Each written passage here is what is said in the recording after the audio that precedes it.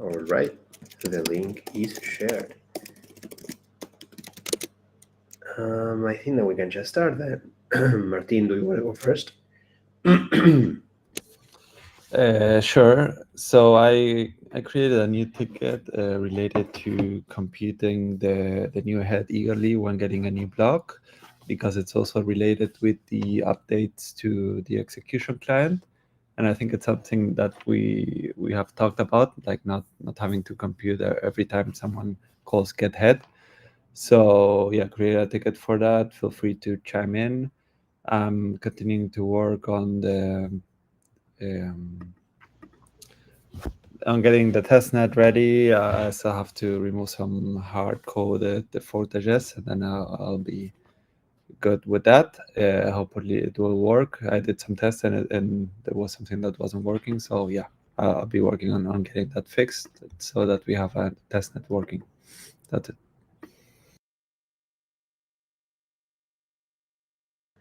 All right, thanks for the update. That's great. Akash is next.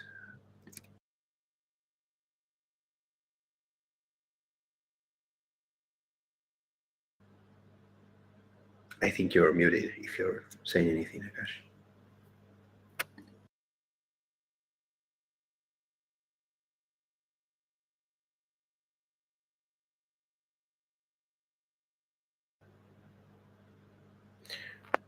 If you have any audio problems, I think we can just continue with the list, and then when you fix that, then we can go back to you. Yeah. So let's go with God's Power next. All right. Good afternoon, everyone. Um, I've made progress, a lot of progress. I've been able to implement the new algorithm in Elixir, and I've updated the latest code in the PRO. But I'm facing some Elixir specific issue around binary manipulation and replacing values. So that's what I'm currently debugging. But I've been able to implement the algorithm just the way it was implemented elsewhere, and also understanding how it actually works. So today I've been trying to debug the issue, and hopefully I should fix that. And I also need help if I know um, it's Elixir specific, so to be way easier for maybe you or any other person to figure it out. So yeah, that's how far I've gone. Yeah. That sounds amazing. I'm glad that you're making progress. Let us know if we can help, or if you need any help with the Elixir part. Maybe you can Yeah. I share. actually like. I would love if we can have a call so I could just Yeah, explain and maybe. Yeah. of course we can do that. Yeah, Yeah. let's do that either right after the meeting or a couple of minutes after the meeting. But we can write on Telegram, and then we can start a call. That's awesome. Thanks, Power. The next one is Tomas. Yeah.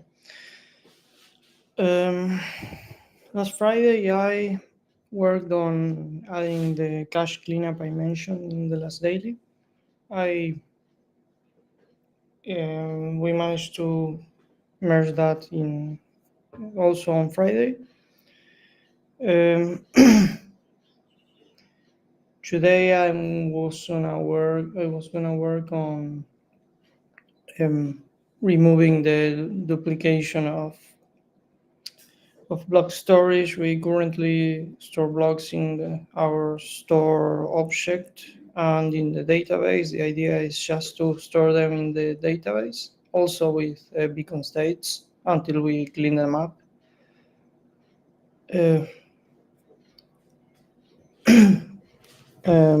Yeah, hopefully with that we will stop having increasing memory size, and the node will stop crashing because of running out of memory after running for something like 10 hours, but hopefully it can run forever. Yeah, that's a very good point. I think that's one of the most important things we need to do, and also because of various reasons. If you only have the things in one place, then maintaining consistency is way easier. I think that eventually, if we want like quicker access to blocks and states, then we can have like a small LRU cache or something like that. But just to maintain a couple of blocks and not all of them, like maybe the last epoch or stuff like that, so that if anyone requests blocks, we have the last ones for very quick access, and for the rest of them we just go to the DB. And there's neat ways of doing that in Elixir with ETSs. So we may, but that's, I think that's a second step, like after we're actually consistently using the DB for this. So thank you. I'm glad that you're working on that. That's a very important feature. Any more updates? No. Last Friday I also was reading a bit about consensus algorithms. That's why I didn't do as many PRs as of yet. That's still plenty of progress, so don't worry about it. But yeah, the next one is Fernando. Yes, hey everyone. For my part, last Friday I started to work with the ID to stay root function of the Beacon API. At first, I didn't understood from where we have to take the stay root. So I checked the implementation of the Lighthouse and Prism, and I finally understood where from our code where we have to take those values. I think I have the stay root for the justified, finalized, the head, and the has root. And also another value that is not declared in the issue, that is the slot, that is possible to get a slot. And I still trying to figure out from where the Genesis stay root we have to take it. I don't think we are storing that in the database, so that is, I'm not sure where to get that value. And also I have to still to get understand the execution of the mystic parameter that is necessary to return in the beacon API. The finalized also I think it's necessary to get the value for some of the states, not all of them. So yeah, that I have been working on. Okay, thank you. That's great progress. How are you doing with SSZ one, with the type aliases one? The schemas, I have to Yeah. still to have that. Okay. Today I'm going to try that. It's not that difficult, so it's like create Okay, no all problem. of Yeah, that's perfect. Thank you. I just wanted to know if there was any progress on that, but Beacon API is just as important. So you can just finish with the Beacon API one because it's also going to be useful for the rest of the team, and then you can go back to the schemas one. Thanks for the update. Akash, do you think that the order might be fixed? Yeah, my is fixed, I think. Friday I was working on refactoring the code, and I'm still getting some issues with the CRC 32 checksum. I'm looking into how Lighthouse is doing and the library that they're using. So in that library, they're doing some pre-processing, some processing using some table, CRC 32 table. After processing that, they do the bit shifting and adding some random.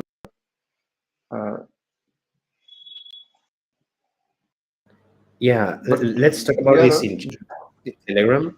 But I don't think that they use a table, but the table they use, it's mostly for computing the actual checksum, which is something that we delegate to a different library. Like we don't do that ourselves.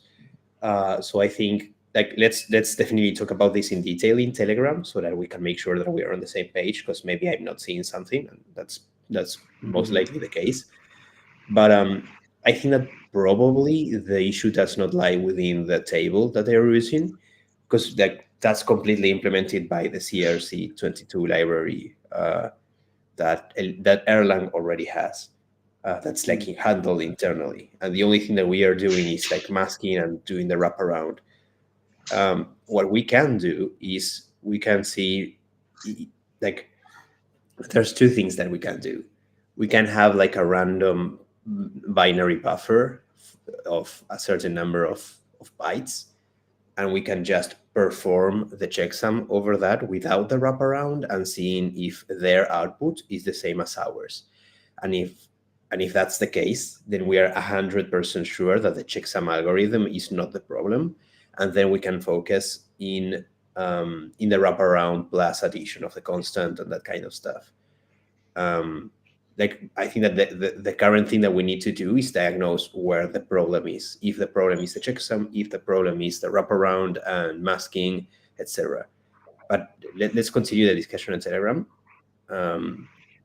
So I think that we can make a lot of progress in there today, but I'll be helping you a little bit with that. Thanks. Of course. All right. I think that, yeah, I'm the only one missing. On Friday, I've mostly been, yeah, I've been studying the Snappy framing format a bit so that I was able to help Akash. I wasn't like very familiar with it before, so I had to study it a little bit. It's kind of a simple framing format, but you still need to get into it. And I've been reviewing some other PRs. I've also been working on the consensus algorithm study with Mega and a couple of others. Today, I will help both Godspower and Akash, and then get back to the roadmap review, which is almost finished. I'm just adding issues, like seeing gaps on what we have, and that's it. So yeah, do we have any final comments or questions? Oh, sorry. Also, I started working on a POC for concurrency. I have some ideas for different designs that might be helpful. And I think that's it. Sorry, I have a little cold. Do we have any final comments or questions? Yeah, I have a question. So it's an Elixir question. So generally, are binary operations much cheaper than list operations in Elixir? Sorry, what's the question? If binary operations are like list operations? Yeah, generally, a binary operation cheaper than list operations? I would say so. Like, it's usually cheaper to just handle everything in like binary pattern matching and that kind of stuff, as compared to converting the binary to a char list and then using the enum library and then going back to a binary, if that was the question. But we could evaluate the case. Like, I wouldn't focus too hard on optimization in that kind of stuff. Like, if you have a solution in your mind that uses enums and binary like char lists, we can just do that and then we can optimize afterwards. Okay, thanks. Of course. Do we have anything else?